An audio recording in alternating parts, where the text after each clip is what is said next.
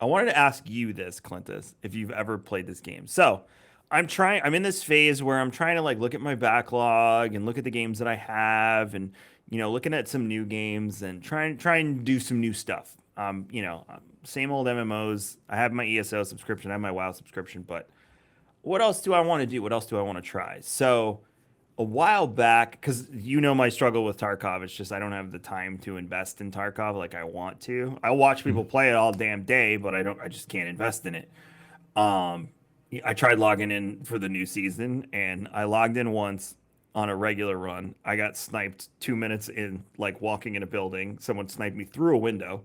Um, and then I went into the scav run and I was killed in 30 seconds in the scav run. So I haven't gone back since. So I wanted to ask you, have you played Vigor? I have not, but I recommend it when people are like who are on console going, is this game on console or is it PC only? And I'm like, PC only. But if you're on PlayStation, I've heard of this game called Vigor. It's free to play, and I think it's third person, but very similar mechanics. And it's on Game Pass, so you get a few extra benefits if you're on Game Pass. It's also on Switch and PlayStation. Oh, there you go. Um, so it's cross play between Switch and Xbox. It is not cross save, which I think is a huge misstep Mm. there. Because if it was cross save, dude, this thing goes everywhere with me. So like hotels, wherever I may be, lunch break here. Sometimes I sit and I play a little Switch. So it's like if it was cross save, I would probably dive in. So Tim a while back was like, yeah, it's basically like Tarkov light, and not as intense, but it's third person. And he said the biggest complaint he's heard from it is the recoil on the guns is like too realistic. Hmm. Like the heavier the gun, the heavier the rounds, like the more blowback you get. So he said that was the only complaint. But then I've been watching some streams, which ironically, and I guess it was because I was supposed to do a sponsored thing for it, but it got canceled back on Mixer. Um, so ironically, the people I was watching was a bunch of old Mixer streamers that used to hang out in my stream Hmm. that were playing. I found them on accident because I was just like, I wonder who's playing this game. So I've been watching some YouTube videos and streaming. I think I'm gonna give it a whirl because, like you said, it's console, which I have easier access to, especially when I'm home, and it does seem like Tarkov, but not as like you're not sitting there looking at rounds to make sure that they're going to have the right effectiveness. Like that's the stuff I get lost with because I don't have time. And I'll Right. never forget when I was asking Tim and Ben Lupo about it, and Tim was like, "Oh, use this spreadsheet." And I was like, Yeah. "Oh, we're back to using spreadsheets while we play video games." At least it's So not Eve. well, Eve is a whole other monster. My buddy Rob, who I play MMOs with, goes through these phases where when WoW is in a drought, he tries every other MMO on the planet, even if he's played them. And there's always an Eve spot. Now that they've announced Dragonflight for WoW, Rob is back playing retail. But he always goes through this period where he wants to play Eve, and he goes like 2 or 3 weeks playing Eve, and then he's like, I forgot how convoluted this game is. Da, da, da, da. But so I wanted to say, so you've never played it, but you do recommend it to people when they're like, I want to play Tarkov, but I only have an Xbox or something. Yeah, yeah, because it is on console, and like I said, I preface that it's third person. I have not played it, so I can't really talk deeply about it. My son played it before he got Tarkov. I got to end up getting him Tarkov this last year, and he dabbles with it from time to time, but I think it's a little too much for him. Um, but I will say this: unfortunately, it's also PC only at the moment. But the Cycle Frontier is another great game in this genre that is a Tarkov light. It's sci-fi, so it's not a modern realistic aesthetic. It's a sci-fi aesthetic, but it plays. It's a PvPvE raid extraction game.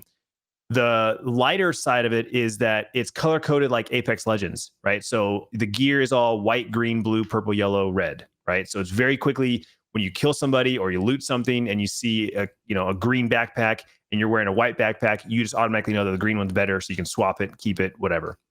All the attachments, very much like Apex or Fortnite. Well, Fortnite doesn't have attachments, but Apex with attachments where it's like I'm using a green, foregrip. Well, here's a blue one. Swap it, right? Like one of those things.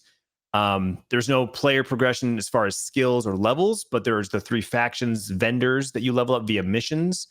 And the PVE isn't like PvE players, they're like creatures and aliens because you're on an alien planet. Highly recommended. I played the crap out of the cycle leading up to Tarkov's most recent wipe.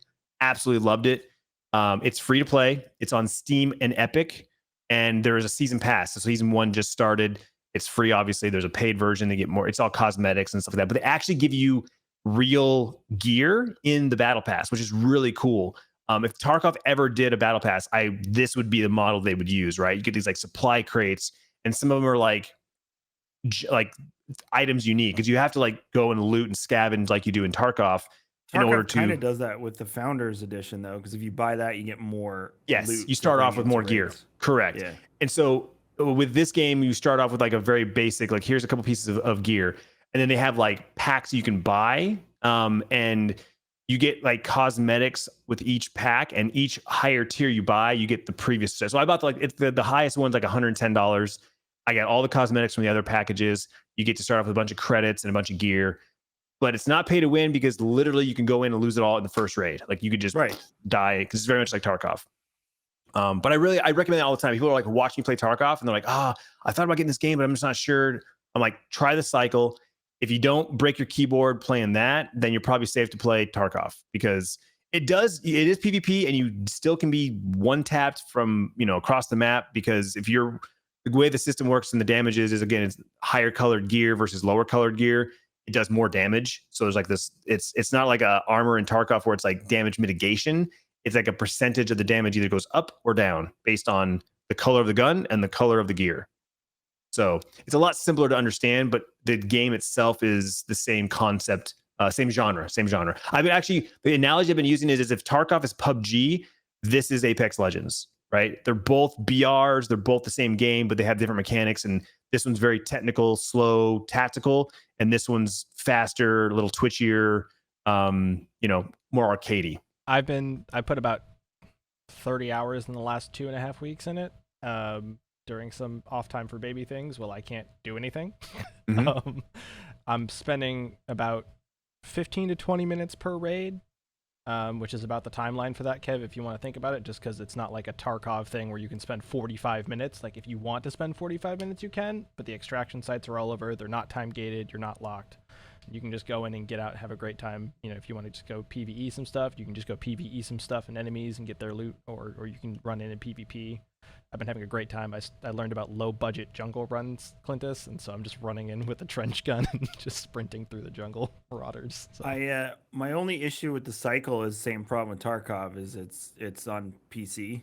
Yeah. And I don't like playing shooters on my laptop because it's only a 14-inch screen. So because I share it right now until that room is done, my wife and I share a monitor because she does her work with my widescreen monitor, and then my gaming PC is on that desk. So if she's not working, but then like even at night, it's like, all right, go turn on the computer, and you're gonna do this for what, an hour and a half, as opposed to TV controller. Yeah, we're good to go.